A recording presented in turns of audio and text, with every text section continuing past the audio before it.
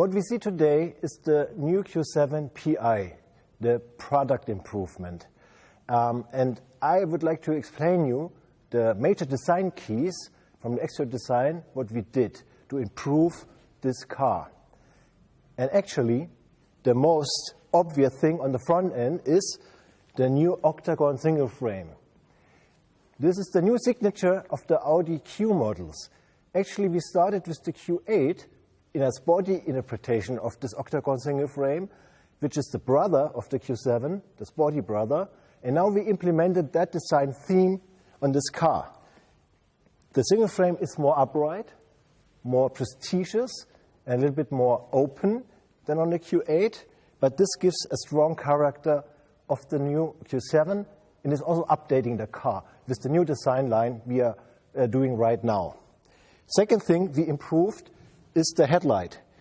What we did is we tried to make it a little bit more slim and gave it a little bit more floating architecture. Inside, we have a new light graphic, which is also catching up with the existing Audi design language, with a lot of segmentations and quite progressive. And what else we have inside here, this is special from the Q7, it's the laser light. You can see here, this is a really high-tech technical element. What we see as well on this car is the S-Line version, so the sporty interpretation. And we gave a lot of effort about the air intake and also with those elements to give the car a lot of width and sportiness. When we switched to the side, we didn't change the bodywork of the car, but we did a lot of work in the rocker panel, in the rocker area. And what you see here is that we gave the car a little bit more emotion, a little bit more design theme with more uplight, downlight, and we also pronounced the wheels, which are actually now 22-inch wheels. We pronounced this in the quattro system with those elements and blisters in the rocker. So the car is even from the side now more sporty and has, to me, a better stance on the wheels, and it's looking a little bit lighter than existing Q7. Actually, the biggest change you will see now on the rear end. When we take a look here, we changed dramatically because, also coming from the existing new Audi design cars, we updated the Q7 with a strong aluminum bar in the decklet here. And also this gives a lot of width and a lot of strength. Besides that, we also designed the rear lights new, made them really slim, and also implemented that graphic coming from the front. What else we did is down here in the diffuser panel, it's the S-Line version, so the sporty version. So we have a kind of a diffuser optic with those bars and elements. They also pronounce the width and the sportiness, and showing also a lot of sportiness with this exhaust pipe tubes. Actually, that's the major design keys. We really gave the Q7 PI, really updating, and to me it looks really strong and sporty.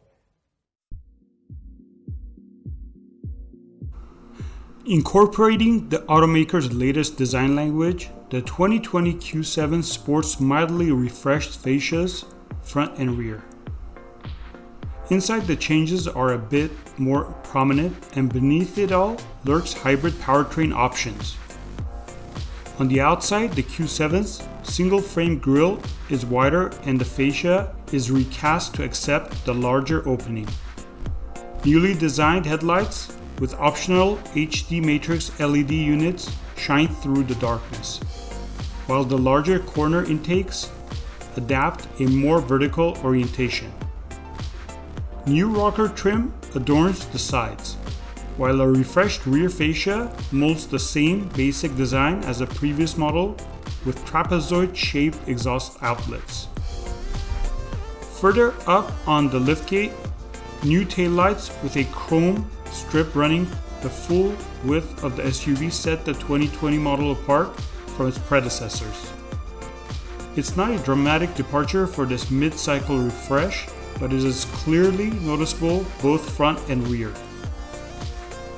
Inside is where the obvious changes occur.